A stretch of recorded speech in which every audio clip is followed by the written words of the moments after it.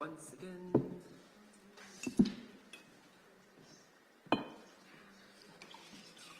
Yeah.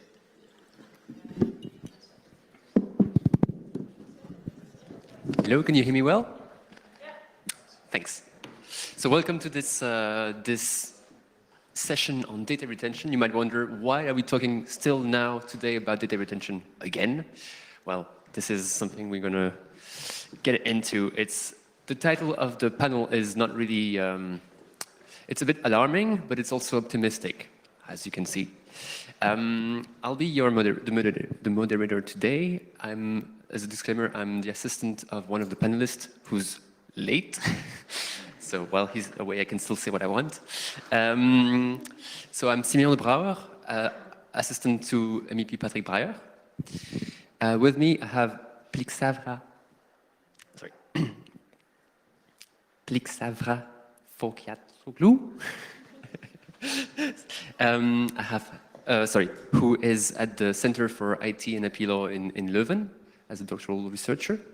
We have Raf Jespers from Justice Lawyers, who's representing La Ligue des Droits Humains, the Belgian NGO, and La Liga van Mensenrechten, the Flemish pendant. And we'll have, if he manages to find a parking spot, MEP Patrick Breyer, representing the Pirates, and he works for the Greens IFA group more generally. You may have noticed that data retention is a topic that comes and goes. We talk about it at CPDP, at Freedom Not Fear, at Price Camp. It's been many years. There's been multiple panels, but also multiple court of justice cases, each with a slightly modified question to the courts. So why are we here today? What has changed since the last time? You might wonder, maybe you know that there's not that much new compared to a year ago. Well, there's been at least one new law that has been passed, and there's a couple that have been stricken down. We'll get into this. Patrick just arrived, so it's perfect. We're going to start. Let me start with you, Plixavra. You presented a couple months ago your research at the Luis conference in Italy. It goes, it's about how the security objectives correspond to how the seriousness of the security objectives pursued by the data retention compared to the seriousness of the interference to fundamental rights. Can you tell us more about this research of yours? And I'll give you my... Thank you very much also for the organizers for having me and for Simeon for the introduction. Indeed, you can also find a lot of this information I'll be discussing today on a presentation I gave on the KU Leuven website. So I would like to discuss today the judicial regulation of mass and data retention and some challenges that arise. I imagine as experts you probably have heard some of the things before, but I hope that we can engage into more discussion in relation to three specific challenges, as mentioned by Simeon, how the Court of Justice has developed this hierarchy whereby the more important the policy interest objective is, it must be proportionate to the seriousness of the interference incurred by fundamental rights to privacy and to data protection.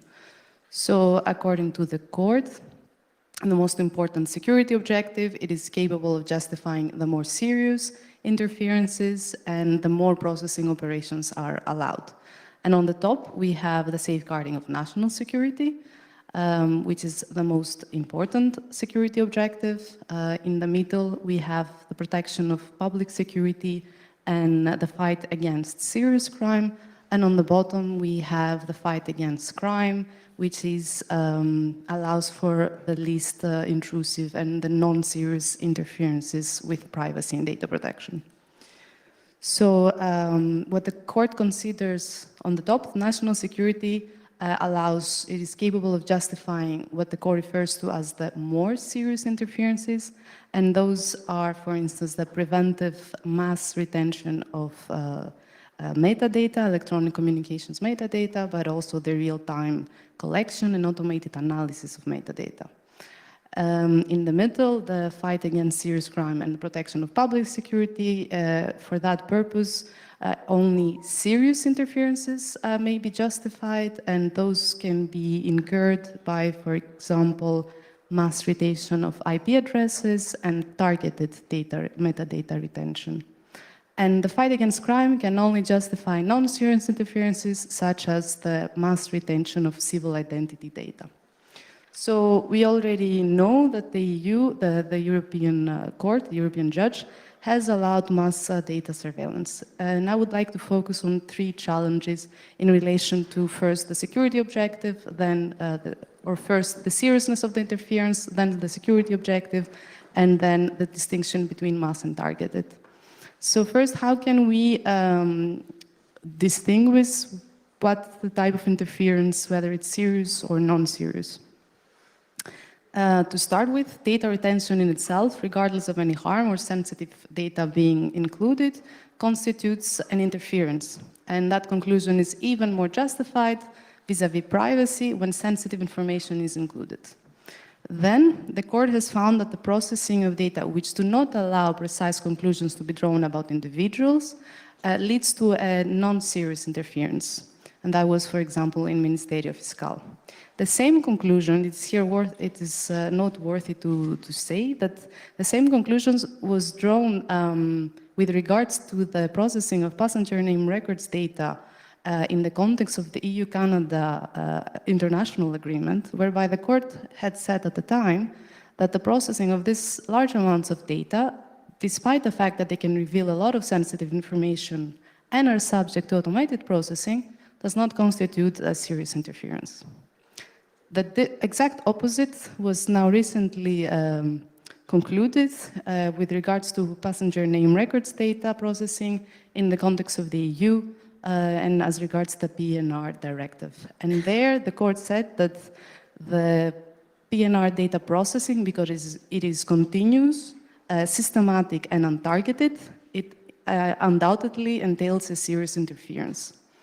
And a similar reasoning was also used in the Digital Rights Ireland ruling, whereby the court made mention of how this wide-ranging data retention creates this feeling of constant surveillance.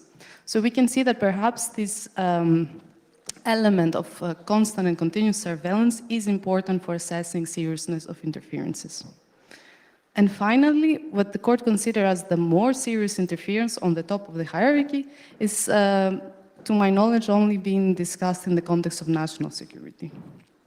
So the most decisive factor seems to be whether there is sensitive information and whether that information allows to draw specific conclusions about individuals' lives, private lives.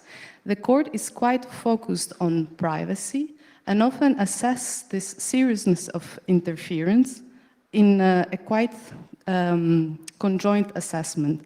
And here it is perhaps interesting to ask whether assessing the right to data protection alone and interferences with the right to data protection could be assessed independently, not only as a means to safeguard privacy, but also pursuing goals of safeguarding fundamental rights more broadly, as well as empowering individuals against power and informational asymmetries. So in this case, an interference should be serious and even more serious simply by the fact that these vast amounts of data being collected amplify quite significantly the power and informational asymmetries between the citizen and the government. Now, the second challenge I would like to discuss is how to distinguish between this first objective or the more serious objective of national security and the objective of protecting public security. The court considers that these two types of threats are distinguishable by their nature, seriousness, and the specific nature of circumstances. And mass data retention is allowed when there is a present or at least a foreseeable threat against national security, which is distinguishable by their threats to public security, which are, according to the court, general and permanent. However, if we see how in EU law and case law these two concepts are defined, very often a lot of the same terminology is used. And while national security is not defined in the law as such, the Court of Justice has given a sort of definition in La Quadrature du Net. And public security, it was initially kind of defined in case law regarding the fundamental freedoms of movement. And now you also can find definitions on public security within the Law Enforcement Data Protection Directive and the regulation on the free flow of data. And in those definitions, we see that both national and public security are defined by making references to the protection of fundamental interests of society, protecting essential services, the survival of the population, interstate relations, and even military interests. An area which is traditionally appointed to national security is now also used to describe public security. So, and adding to that, of course, is the thorny topic of terrorism, which is falling under both. And that has been explicitly recognized, for example, in La Quadrature du Net.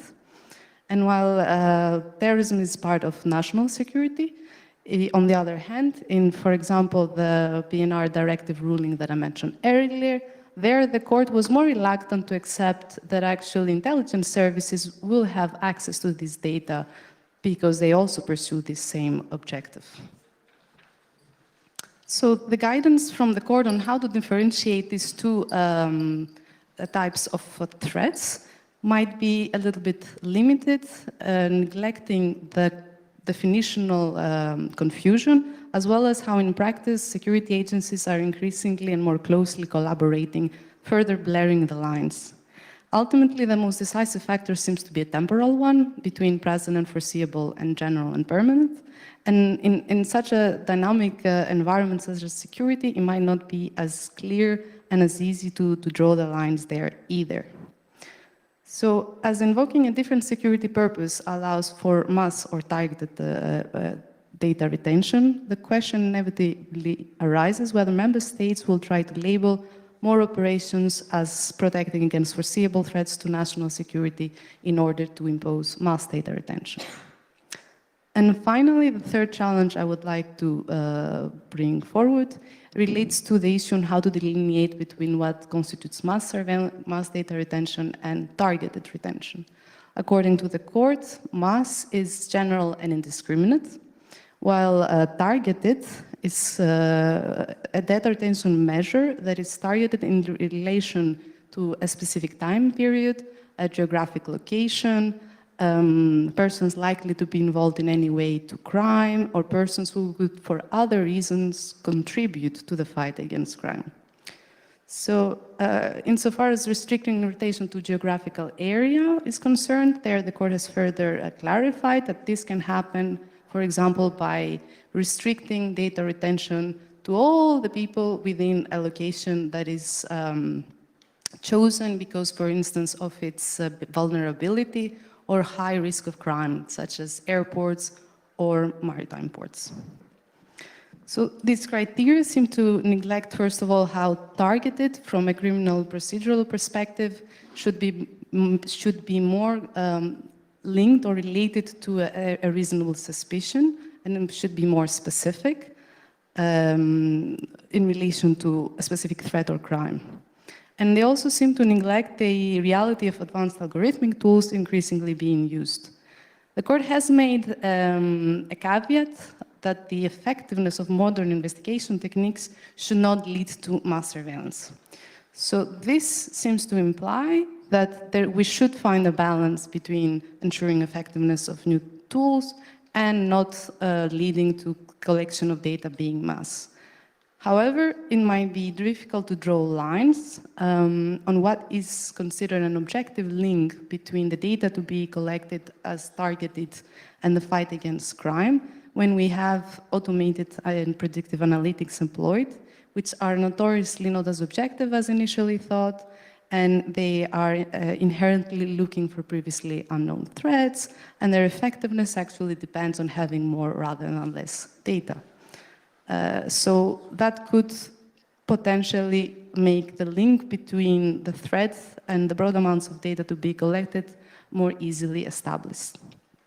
And after all, data contributing to the fight against crime may be all the data that help to create and update assessment criteria, as is the case with the aforementioned PNR directive, whereby one of the purposes of processing all the passenger name records data of all passengers within Europe is exactly to create and update the pre-established models on the basis of which we can make risk assessments of passengers. So in this way, even if member states limit their practices on targeted data retention, that might still be not as targeted as the court might think. And to wrap this up, I would bring all this regulation that the court has built is built on the premise that data retention has a legal basis in a way in the e-privacy directive. And with the draft e-privacy regulation, further questions arise. First of all, because the current draft, for instance, excludes national security from its applicability, bringing a conflict potentially with the case law. And second, because actually the references to retentions have been deleted and there's only a general restriction clause. So to conclude, do we want to have the regulation of mass and targeted data retention by the court or by the EU? And if it's so, by the legislator? Should that happen through secondary law like the privacy that concerns the confidentiality of communications, or should we have a more specified framework? And in that regard, I think that perhaps a new dedicated instrument with a proper impact assessment, having sufficient empirical evidence on what are exactly the security needs between linking specific data to specific types of crimes, and the harms incurred not only on privacy, but also vis-a-vis data protection as an empowering tool, and also taking into account, of course, other rights like fair trial and discrimination. Then we could perhaps have a more clear regulation. Thank you very much, Plixafra.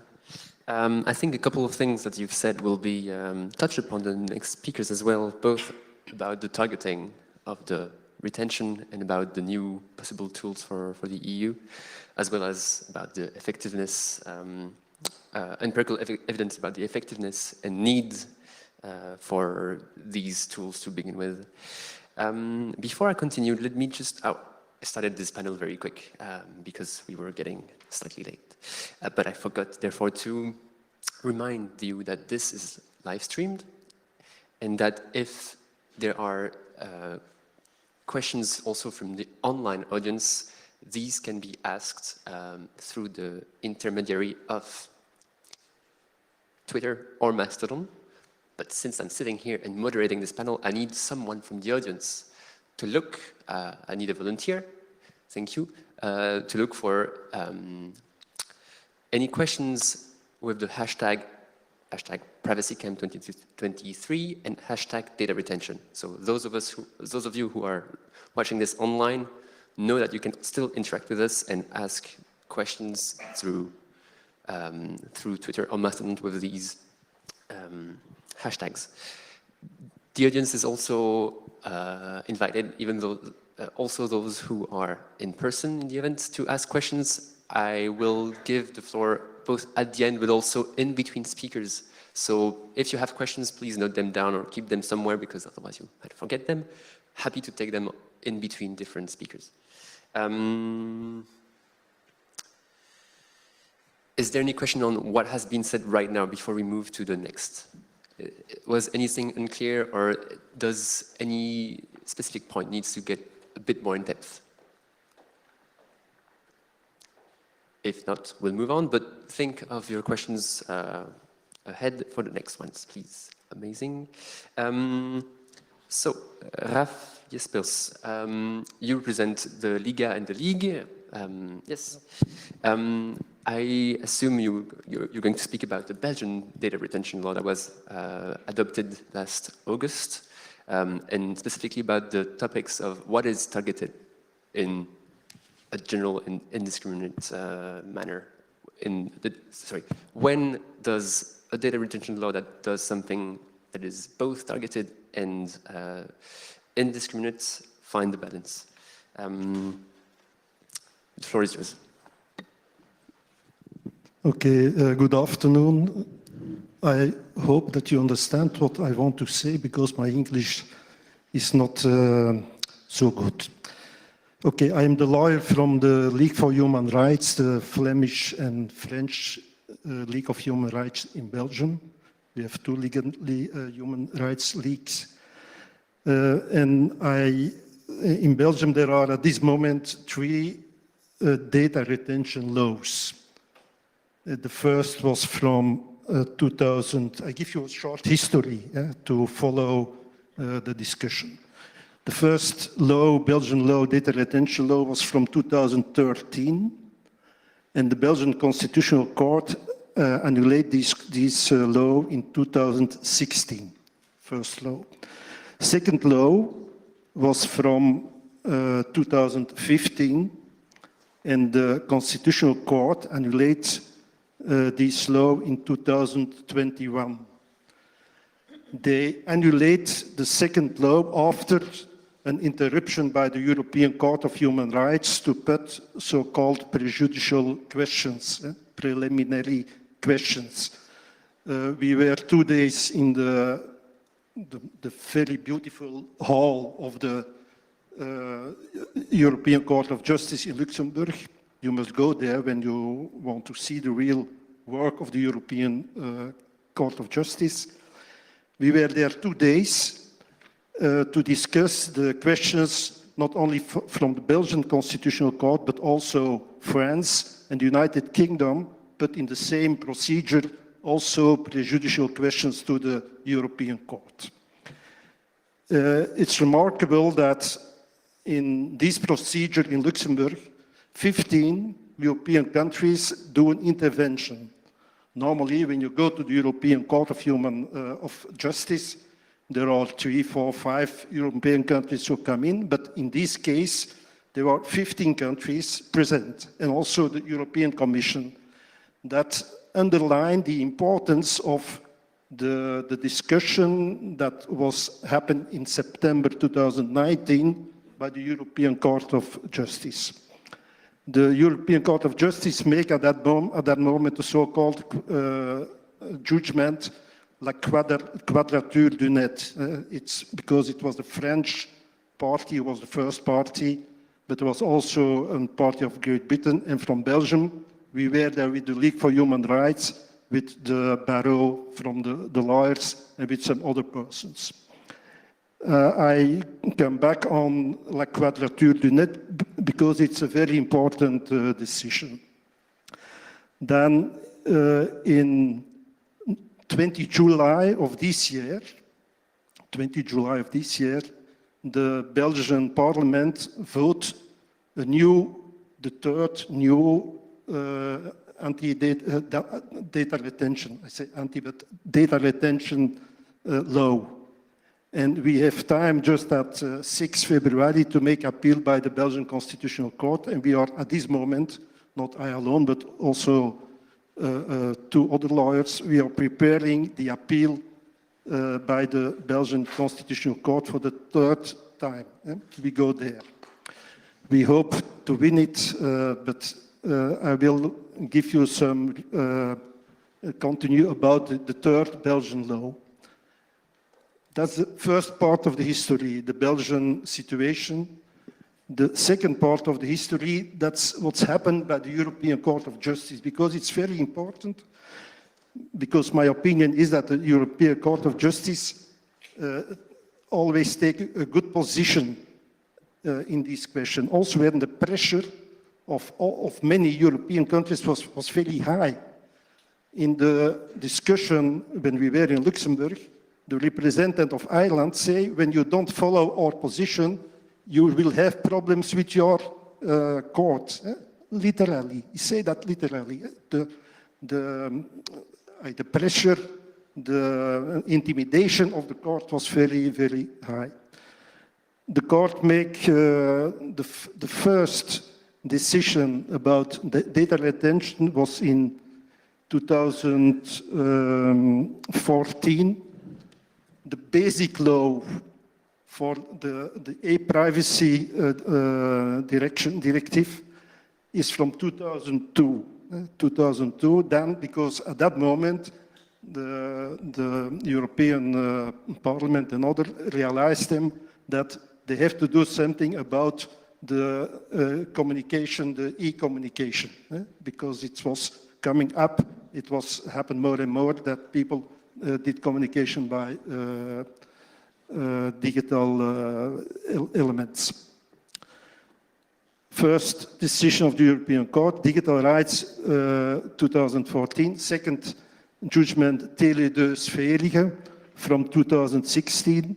And then we have the Quadrature du Net from 2020. And it's very important, also after la Quadrature du Net, there were two other procedures by the European Court about the same discussion.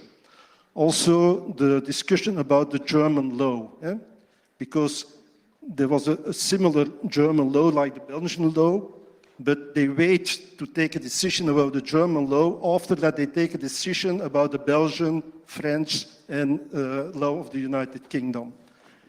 There was an important decision with the name Commissioner of Anne Garda Síochána, I think it's from Ireland, in April, 5 April 2022, last year, very recent. And the most recent decision, judgment of the European Court of Justice was from 20 September, 3-4 months ago, about the German law. The name of that decision is SpaceNet. That's the current name to speak about this decision. 20 September 2022. That means that in this decision of SpaceNet, the European Court bring all their statements together. It's the basic to discuss at this moment, for instance, the third Belgian data retention law. What did they say in the decision of Quadrature du Net and also later in the decision of SpaceNet? You have to know that the central discussion is about Article 15.1 of the e-privacy directive. And this article was also central in the discussion in Luxembourg. And this article says, that's a European directive, that there can be restriction from privacy when it's necessary, appropriate, and proportionate measure within a democratic society to safeguard national security, defense, public security, and the prevention, investigation, detection, and prosecution of criminal offenses or of unauthorized use of the electronic communication system. What's important is the word in a democratic society. Many people forget it, but they think, yeah, it's about discussion, proportionality, and necessity, also that. But the fundamental political discussion is how far can we go in a democratic society to stop and to survive the communication of the people. That's the fundamental discussion. People say, yeah, but look to China, look to Russia, look to the United States. No, that's not the discussion. In Europe, the discussion is how far will Europe go and Belgium go to stay a democratic society? How far will we go? Okay, what did Quadrature du Net say? There's the charter, the directive, Article 15.1, and the European Charter of Fundamental Rights, Articles 7 and 8, 7 privacy, 8 privacy on communication, from the Charter of the European Human Rights. They oppose general and undifferentiated retention on a preventive base of traffic and location of data. That's the central point of view of the European Court of Justice. There are Just with a view of time, since the background might be already known by some or perhaps most of the audience, could you go a bit into the Belgian analysis? To the Belgian law. That might be. I know you're giving the framework for understanding what's happening in Belgium, but just with a view of time. Yeah, okay, but the question is, when you discuss the Belgian law, you have to know what was the position of the European Court of Justice. But okay, you can find my expose on the website of this camp, privacy camp. I will be very short because I have 15 minutes to explain this very complicated question. Okay, the Belgian law. What did they do now with the new Belgian law? In Belgium, there is some men say when men doet something again and again and again, een ezel stoot zich geen twee keer aan dezelfde steen. It's not a translation in English. It seems to be in English, a fox is not caught twice in the same snare. And when I see to the third Belgian law, but also to the second one is worse than the first one, and the third one is still worse than the second one. They do the opposite of what the law, the Belgian Constitutional Court and the European Court of Justice, what they say. What is worse? You have to make distinction between storing of data, retaining of data on one side, and the access to data. That are two different elements. About the storing of data, Belgium, the new Belgian law make a difference between storing in geographical zones, and the European Court say you can do that, storing in geographical zones, but under many important conditions, not like that. Belgian law, third Belgian law, say that there must be storing in 5 different geographical zones. First are the judicial districts and police districts with a certain number of crimes per 1,000 inhabitants on average over the past 3 years. That means that when there are 3 crimes on 1,000 persons in certain judicial districts or police districts, they can order the operators to collect the data from the people. That's 3 per 1,000, that's 0.3%. 0.3%. It's very low. How will they control it? They will control it by the general data bank from the police. But in this data bank, everything comes in this data bank. Yeah? That's not made for this purpose. And in my opinion is that they never can do it on a good way. Second, geographical zone, or the zones or entire territory determined by the coordinating body for threats analysis. In Belgium is the name OCAT. In case of threat level 3, and then they can do a general and undifferentiated detention. I repeat, the Luxembourg accepted, but also under very strict conditions. And these conditions are not in the Belgian law.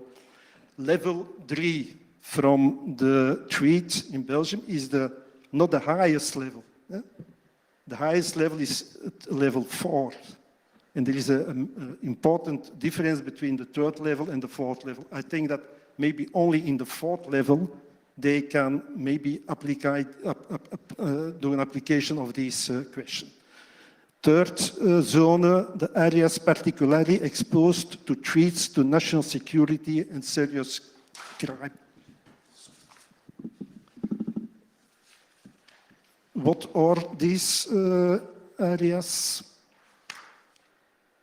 There are 19 different locations or areas. For instance, all the metros, all the prisons, all the arms dealers and shooting ranges, the municipalities with critical network, central and provisional data center building, and so on. 19 different places who also called a threat, can be a threat to national security and serious crime. 19. Fourth zone, the zone who may pose serious threats to vital interests of the country or essential population needs. What are these zones? All the neutral zones, the parliament and all what's in that position, all the motorways and the parking of the motorways. You know, Belgium is a very small country. You have everywhere motorways. All the town halls, the Royal Palace, okay, the Royal Domains, the Constitutional Court, and so on, and also the border municipalities. Dus all the border municipalities from this small country can be seen as a zone to collect the data. The last zone are the potentially seriously threatening the interest of international institutions established on national territory. What is it? The European Union, the Parliament, all the zone, Schuman Plan, Schuman Place, and so on. The NATO, the European Economic Area, the UN institutions in Belgium, and so on. Important is that this is in the law, but the law also says for the 5 zones that the government, by royal decree, can make them broader. They are still very, very broad. When you look to a second important point is that they say it depends also from the perimeter. How long will you go with this zone? There is no perimeter in the law. The law says it's a royal decree who can decide how long the perimeter will be. That can be 1 kilometer, that can be 20 kilometers.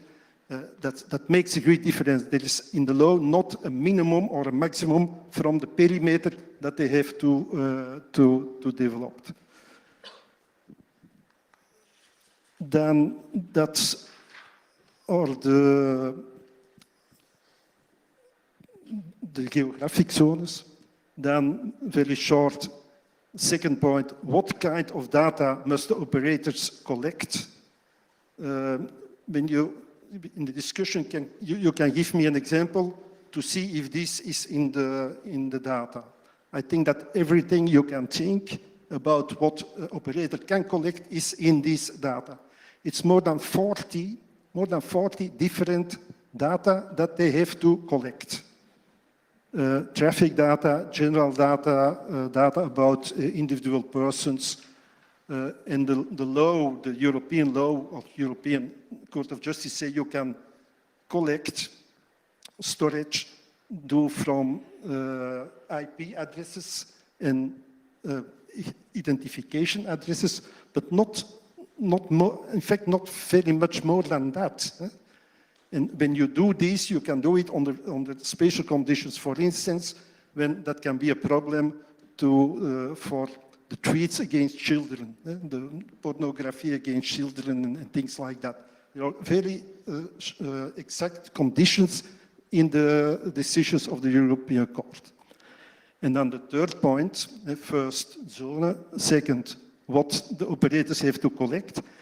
Third point is the access. Which authorities can have access to the data from the operators? I know the first law, I know the second law, and I know the third law. In the first law, there were 4 authorities who can have access. In the second law, there were 6 authorities who can have access. I ask you how many authorities are now in the third law? 10. 10 different authorities who can have access under certain conditions, okay, but who can potentially have access to these data. What's a little bit normal, that are the intelligence and security services, that are the competent authorities for to follow administrative and or judicial authorities competent to prevent, investigate, detect, prosecute serious crime. Okay, you can discuss about it. But also administrative or judicial authorities competent prevention, investigation, detection, prosecution, criminal offense, not serious crime. It's so in the law.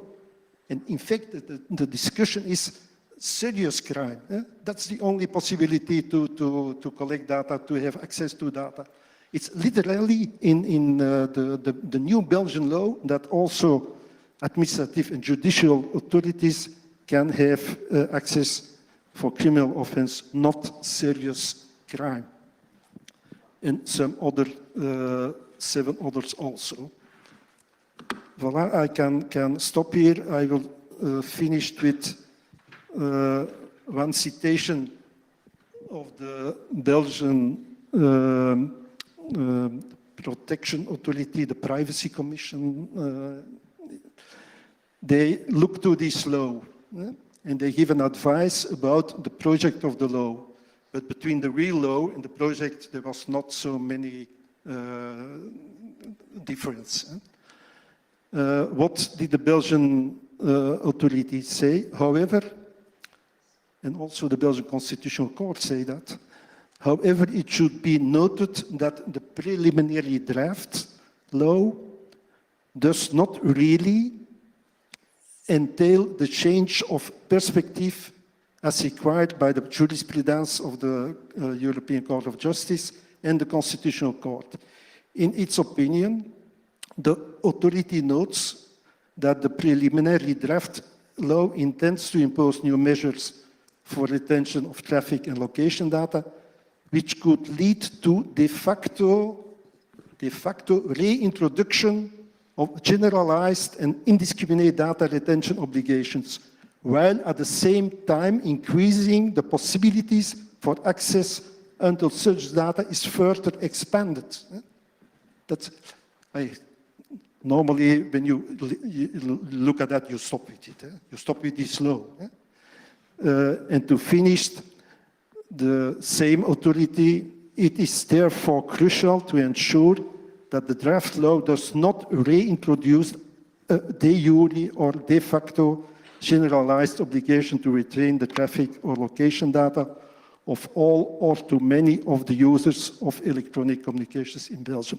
Voilà, I finished with that because it gives a very good summary of the problem who's happened at this moment with the third law in Belgium. Thank you. Thank you very much, Raf. This was very good to hear. So we have very clear issues that we need answers to in terms of what is serious crime, where does the data need to come from, can it be targeted while de facto reinstating mass surveillance. All these we'd like to have the audience ask more specific or in-depth question about. So if you have any, feel free to ask them now. Otherwise, keep them for later, but happy to have them now. You touched also on a couple points that Patrick, I believe, will go into, for example, what the dynamics are in terms of pressure, what the direction taken is.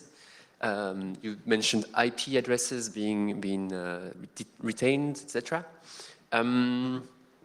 Patrick, I believe you're going to speak about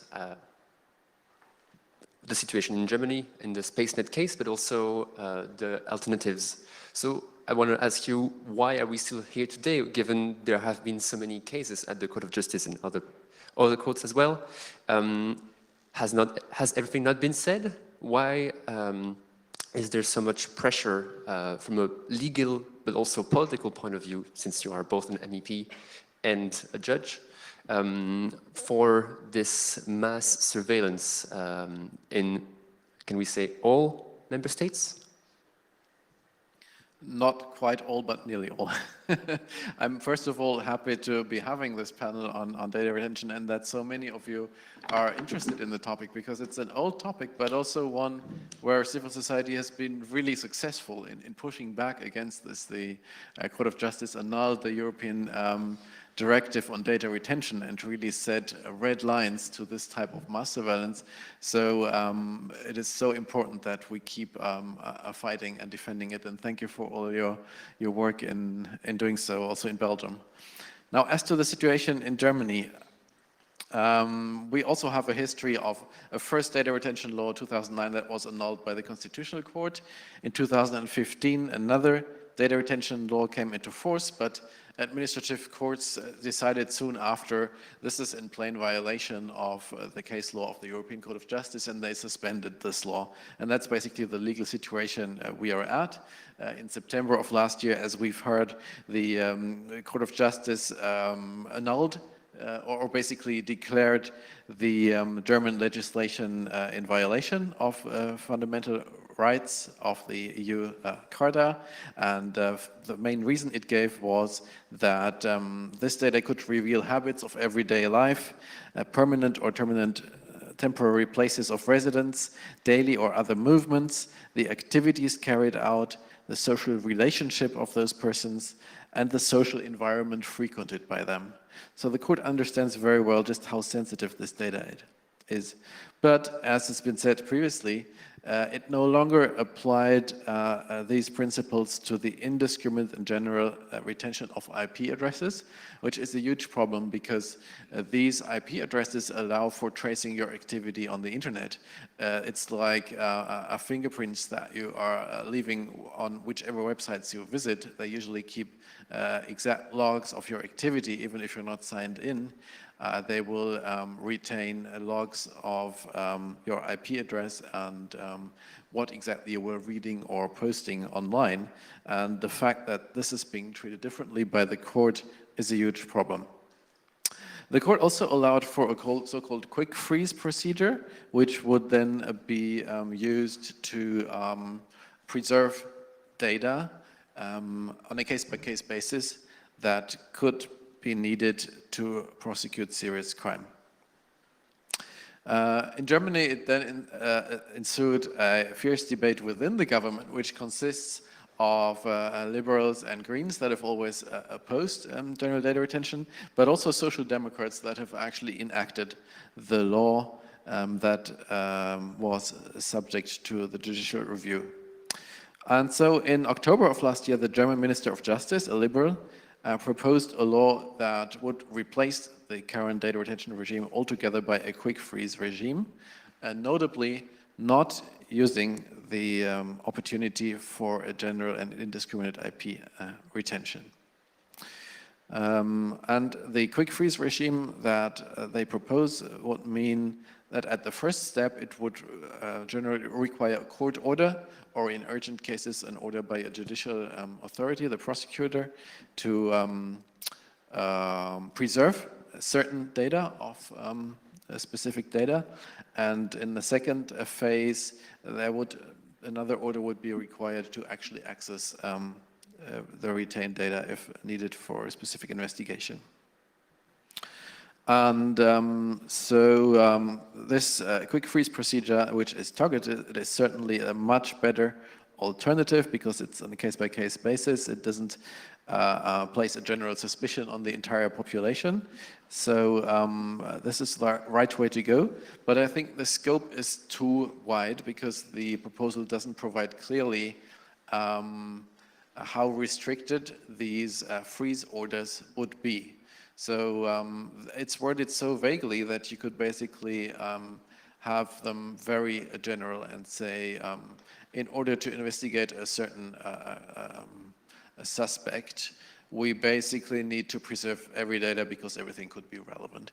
And that is a great risk in the current wording of the proposal. But anyway, there is a deadlock in government because the other side, the Minister of the Interior, who is a Social Democrat, keeps calling for a general retention of IP records of the entire population and will not agree to anything less.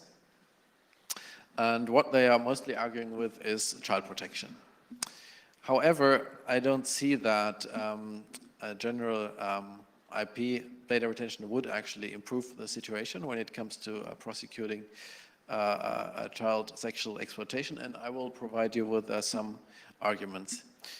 First of all, we know, because of a parliamentary question, that Germany fails to trace only 3% of NECMEC reports of alleged child pornography, even though there is no general IP data retention in place at current. Only 3% of reports cannot be retraced. They're just very fast, and usually they can retrace IP addresses within the few days that the providers will keep them for business purposes anyway. Furthermore, Germany anyway is able to prosecute more than 90% of all CSAM investigations without blanket IP data retention being in force. And also research by the European Parliament's Research Service that I commissioned found that throughout the European Union, there is no statistically significant impact on crime or crime clearance rates when comparing those countries with IP data retention in place to those countries that do not have such a regime. And also we can see that in EU countries that have IP data retention in place, the crime clearance rate is also at present no higher than in other countries. So that's why I think that there is a lack of evidence that this actually significantly contributes to prosecuting these types of crime.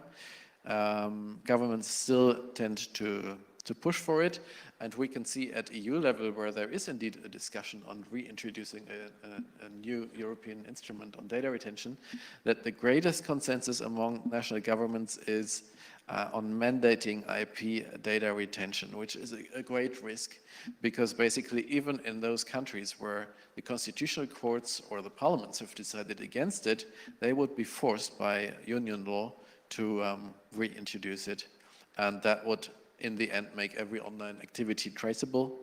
It would not affect criminals because they can easily hide between anonymization services. Data retention is ineffective for the covert investigations that are needed, for example, to prosecute child porn rings that usually use self-hosted forums and encrypted archives. Data retention cannot be used in that area, but it takes very targeted investigations. So what we need to talk about, and what I think is the greatest threat to fundamental rights, is the lack of discussion on real solutions and alternatives that are not as easy as a piece of legislation that Parliament can simply decide. So what kind of alternatives are there if we want to protect children? And we all want to do that. Let me just name a few that I've noted down here. What about an emergency number for children, or if somebody knows that some children is in danger? What about well-equipped counseling centers? They keep complaining that they are suffering from a lack of funding. What about anonymous contact points also for perpetrators who seek help? There is therapy on offer, but not enough places for pedophiles who want to receive therapy. What about public education campaigns, mandatory child protection programs in schools, sport clubs, churches? All these are places where child sexual abuse often typically takes place. Trained child protection officers, police units that are specialized and trained in processing these crimes. If you distribute the prosecution to local police officers, they often don't know how to deal with it professionally. They don't know how to identify victims. They don't know what to prioritize. That is a problem we are seeing with law enforcement at present. What about online police patrols or login traps that will be able to preserve the IP address of a suspect the next time they log in? That usually works for services that require a login without IP data retention in place. So there are so many alternatives that need to be thought of, and that would be so much more effective, but not as easy to put in place.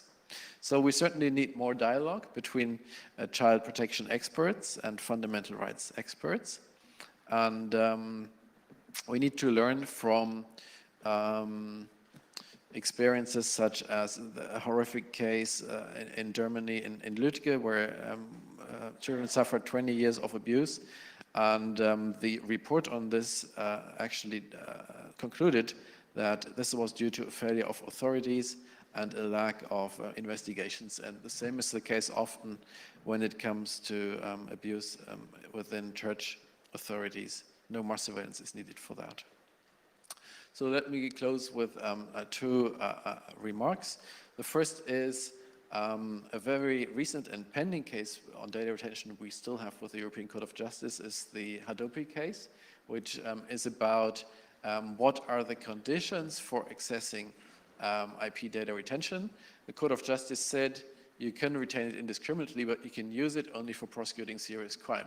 And now the Advocate General in this Hadopi case actually proposes to drop this requirement and allow to access your generally retained IP addresses even for prosecuting any crime, including copyright law, which is of course a huge expansion of purposes and would result in many more accesses to retrace your internet activity. And finally, a remark on what Raf described and how the governments deal with this case law, and Belgium is just one example of many similar ones. We really have a crisis of the rule of law in the EU. If you see how they deal with this case law on data retention, how they show contempt for it, how they try to circumvent it, to use all sorts of tricks, but sometimes openly disregard it, or even make laws that are worse than the ones that have been annulled. And the governments even put pressure on the courts, as you described it, to some effect actually. The court starts to introduce exceptions. But the EU Commission is completely standing idly by. It would be their job to enforce the case law on the e-privacy directive, and not a single enforcement procedure has been brought forward because the responsible commissioner, Interior Commissioner Johansson, is herself in favor of data retention. And so this is really a crisis of the rule of law. The EU keeps saying that Hungary and Poland have problems there, but in fact, when it comes to data retention, this is a crisis nearly throughout the EU, where governments are not willing to follow the rulings and to protect our fundamental rights. And that's why it's important that we stand up for our fundamental rights, that we reject any kind of general data retention which would affect 450 million EU citizens, place them under a general suspicion. Mass surveillance is the opposite of what European values embody, and you already mentioned the democratic society. What does it take to have a democratic society? And the threat we are seeing is the ignorance for finding real solutions. We need to work on alternatives, and we need to engage experts in doing that. And that's the positive outlook that I have, that it is possible, and we have an opportunity to convince the policymakers of better approaches. Thank you, Patrick. Thank you very much. This is at the same time bleak and also optimistic. I mean, hopeful looking. What's really good is that you provide alternatives, I think, and that you don't come with just, we don't want this, therefore it's out and we don't want discussion even. Does the audience have ideas about other alternatives that have not been mentioned, for example? Or before we move on to specific questions other than this, is anyone aware of alternatives that exist and have not been put on the table? If not, we'll move on to the questions. I think there was a question from online. Just from Twitter, Nicolas Lapin, or something, was if panelists can address what is the role of Europol to gather and process personal or like communication data. That's the question. Can you keep the microphone and give it to anyone who has questions following this? In the meantime, while we answer this question, you may think of your own questions if you have any doubts or any unclarity. Who wants to take this question on the role of Europol in gathering data? Patrick?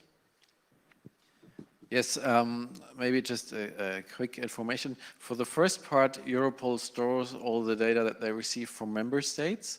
So it turns out, and there is a procedure pending with the European Data Protection Supervisor, that they are storing masses of data and also bulk data on millions of citizens, which the European Data Protection Supervisor says is illegal, but Europol refuses to delete. And they have now gone to court against the revised Europol regulation and mandate, which seeks to legalize this bulk storage of data on citizens. Some have said that what Europol is storing goes beyond what the NSA is storing, and this is really worrying. And for the other part, with the new Europol reform, Europol has received the power to directly request data from private companies. So they can ask for data. However, the companies are not required to hand it over, and maybe data privacy law may prevent them from serving those requests. We don't know at this time how often they use these new powers. We don't know whether companies will agree to handing over data, but there is a mandate. Thank you, Patrick. Is there any other question right now? Otherwise, I may have questions for the panelists myself, or I may allow them to go into greater depths about things that have been mentioned and that would benefit from having more details. I'll give you 30 seconds without saying anything so that those of you who are brave enough can raise their hand. Oh. Hi, Patrick Williams from Manchester Met University. Everyone on the panel's made reference to the problem of crime, definitions of crime. And I think the final point you were making, Patrick, around the fact that the vast majority of child abuse will take place in the home and in the family, means that any response to it is not really going to get to those issues. So I'm wondering to what extent that could be a valuable lens strategy through which to try and disrupt arguments for mass retention, given that crime in and of itself is really problematic and vague and isn't an absolute and objective fact of reality. I think this question was directed to all of you equally, but if I'm not wrong, so if anyone wants to take it. I think indeed it's a very interesting lens, and we do have a problem of definitions because, for instance, serious crime is not actually defined in the EU, and we have a lot of different instruments having their own definitions, which might depend on how many years of imprisonment is at risk. And I have also seen an empirical research on what actually the citizens consider to be serious crimes might not correspond to what the EU thinks it's serious crime. So for sure, I completely agree with you that the lens of looking into the causes of crime, the social and socioeconomical causes of crime, and how can we address them in the root rather than these mass data surveillance instruments. But we can see that this is not happening also with new technologies which are being developed or under development, and whereby it's more about looking for patterns of suspicious behavior that actually doesn't have any causal link to the sources of crime, but only looks into correlations between types of behaviors and criminal acts. So yes, I think we should refocus precisely as you mentioned, what are we looking for exactly, and what do we want to solve? Thank you. Yeah, when I understand your question, it's a question about what's crime, what's serious crime, and what can you do against that, and what's the what can you do with these kind of laws against serious crime? In the Belgian law, also in the third law, they give a reference to what is so-called as serious crime, that are 43 crimes for who not the prosecutor, but the onderzoeksrechter, the special person who can do these kind of interventions is competence.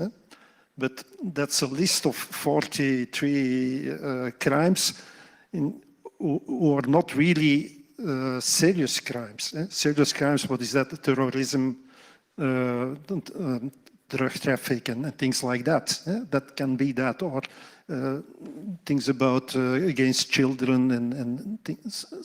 That means my position is that when you make these kind of laws, you have to give your own definition of serious crimes. They don't do that. They make reference to general position in the Belgian criminal law.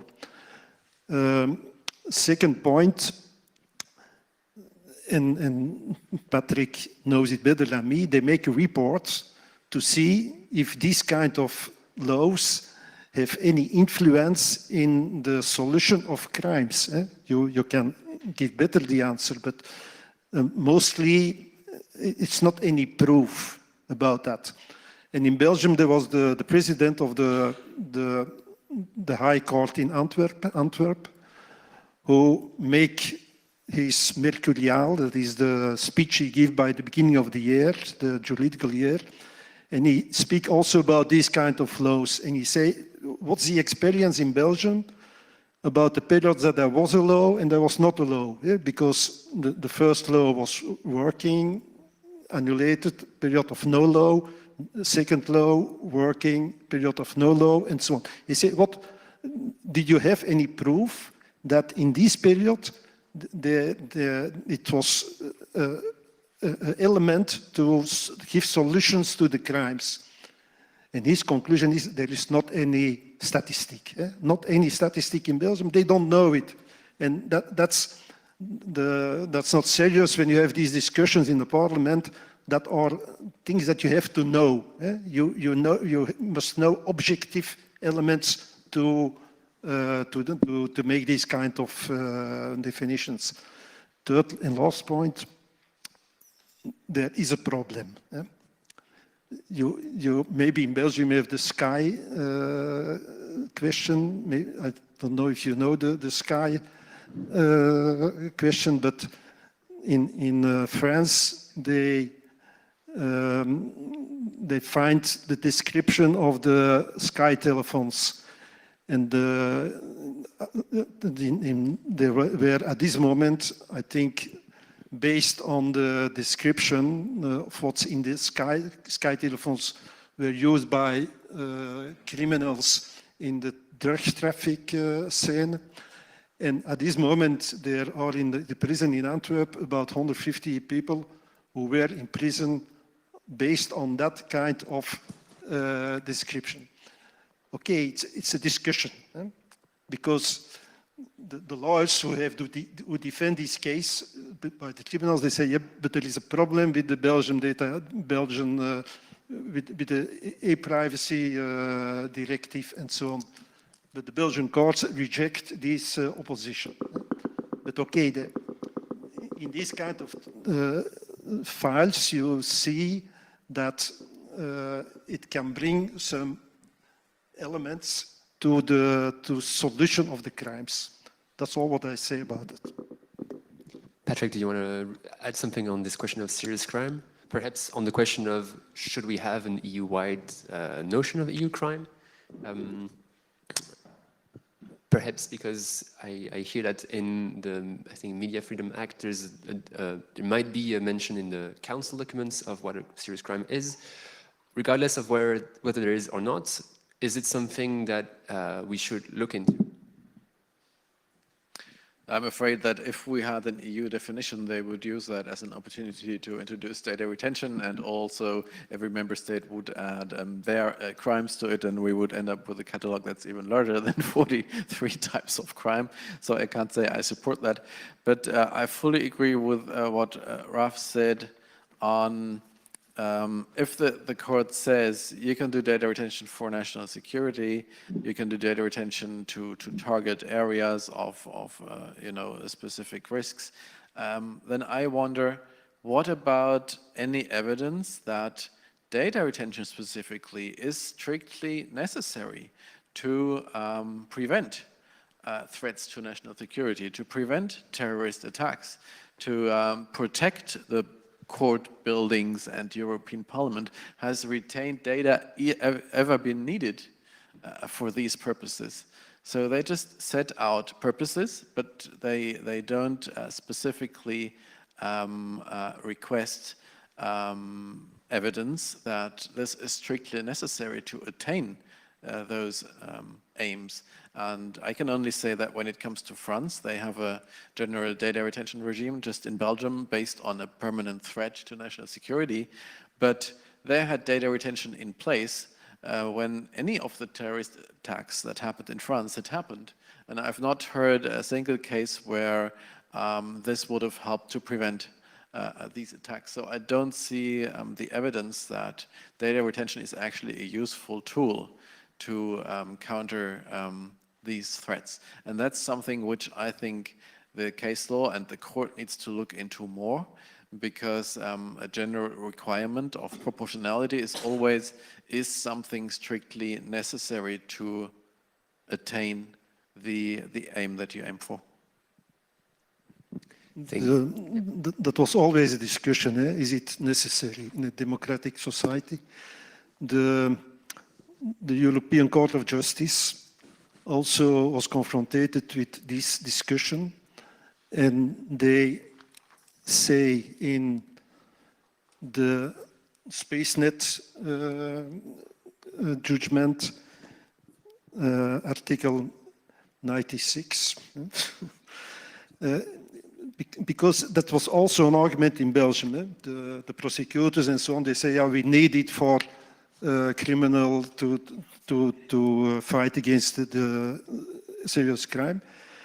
The court say, European court say, in that regard, it must be observed in the first place that the effectiveness of criminal proceedings generally depends not on a single means, not on a single means of investigation, but on all means of investigation available to the competent national authorities for those purposes. That means they have also in Belgium, but in all the countries, they have other means to do the prosecution of crime. But okay, it's a discussion. Thank you very much. We are reaching the end of the panel, so if anyone has a question pending, ask it now, otherwise we'll move on with concluding remarks. I'll give you 10 seconds.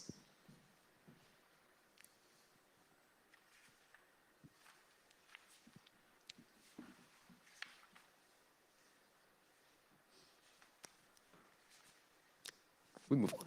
Therefore, closing remarks. I think the message that this panel gives is that it's intended for civil society, but also for Commission and governments, is that we are critical of what's being made, of the steps that are being taken. We are aware of what is being made and taken, and that we are not tired. We're going to fight this fight. I hear that you are going to appeal the Belgian proposal. Therefore, I want you to conclude and reflect on perhaps what is worse, the impact of crime when we don't have data retention, if it were effective, or the impact of having annulled again and again the data retention laws. So what is worse? Having crime that is not tackled through data retention, or having crime that was supposed to be tackled, but because we annul the data retention laws over and over, they are not able to be pursued in court. If we have to cancel these Skype cases, for example. And what is the most important threats also in the forthcoming years in terms of data retention? Please, Shafa. Thank you. I agree with everything already said, that we don't really have any information as to whether crime is actually not being solved when we don't have data retention, or it's more solved when we do have data retention schemes. And let's not forget that data are retained for business purposes in any case for a period of time. So it's not like data are immediately gone forever. So with regards to the first part, I think we have already established we definitely need a lot more empirical information on what types of data are actually necessary and effective in contributing to specific types of crimes. With regards to the future, looking ahead, yes, as I mentioned, I think that this should be more specifically regulated, because the Court of Justice is also bound by the preliminary questions every time. It keeps on repeating, it's a case law, it keeps on being restricted in specific areas, and I'm not sure we can go much further only with case law. And knowing that the Data Retention Directive was annulled, perhaps a new legislative initiative would be a lot more careful in the impact assessment that it's mandated to have in order to pass. So that would be my suggestion or thought for the future. Yeah, when they invite us for this discussion, they say, can you prepare what challenges you see for the future? I have two challenges. First, that we win the case against the third Belgian law, because you can discuss many things, but it's a concrete question to stop these kind of laws. And it's not evident to win it, but that's the first point. We will do everything for that, but it's not alone the lawyers who have to do their work, but I think everyone who is interested in privacy and democracy must support these kind of procedures, because we know that also a little bit of pressure of outside on the courts can be a little help for these kind of procedures. That's the first point. And also what we need for the League for Human Rights is money. We have not so much money to do these kind of procedures. It should be very good when there is a European funds for that in which we can collect money. And I think there are in Belgium, but also in Europe, many people who want to give €100 for this kind of procedures and this kind of fight. That's my first wish. And second wish is that I write my book Big Brother in Europe in 2010. And then I say, at that moment, climate change was coming up. But I also, and it's very important, but I also say private change is coming up. But you don't see it, you don't feel it. You feel it only when there are accidents and things like that. And it's not easy to make a popular item from privacy. I know it. It's not like climate. You feel it when the rain is coming too much and so on. But for privacy, it's another. It's like atomic that you don't feel. It's that problem. That means that it should be good when they're on European level. There's some coordination, collaboration between all the people who are involved in this kind of discussions and this kind of struggle. I think we must need a kind of European. There are many different society, NGO's who make these kind of things, Quadrature Net in France and others. But and maybe that's to you that I do this demand to try to coordinate on a European level the struggle to defend privacy, because there is climate change, but there is also private change. And we have to do with all the people who are concerned about that. We have to do something. It's really what you say. It's linked also with the time period. The rule of law, it's not only in this question that the rule of law is under pressure. It's in many other discussions that we as lawyers, not only on the Belgian level, but also on the European level, also the court in Strasbourg, they are under pressure. And from politicians who say we reject the judgments of the higher courts. Okay, that's my second wish to do a European struggle for the privacy. Thank you, Raf. Can you give your microphone to Patrick? Sorry, this is the fourth one even. If you want to raise funds, Raf, I'm happy to support and also to distribute the call for funding. As for how does it affect crime, I don't have a bad conscience in fighting data retention, because I know that the crime clearance rate is not influenced by whether there is a data regime in place or not. We can witness it in Germany that there was no effect whatsoever when the law was no longer applied. And so I'm not worried at all. Certainly there will be one case or the other that investigators can specifically point to here. It would have helped us here. It may have prevented an investigation. But there are also counterproductive effects of data retention. For example, many more people use anonymization service if there is a data retention scheme in place. That is what polls have found in Germany, and so it can actually be harmful to criminal investigations and basically push crime to places that cannot be investigated even in a targeted manner.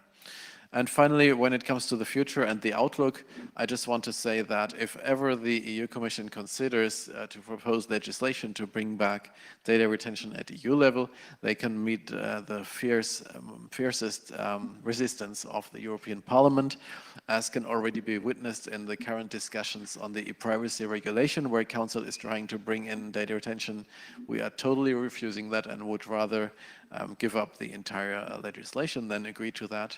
And so I can only warn the Commission not to try to bring this instrument back, be it with regard to IP addresses or otherwise.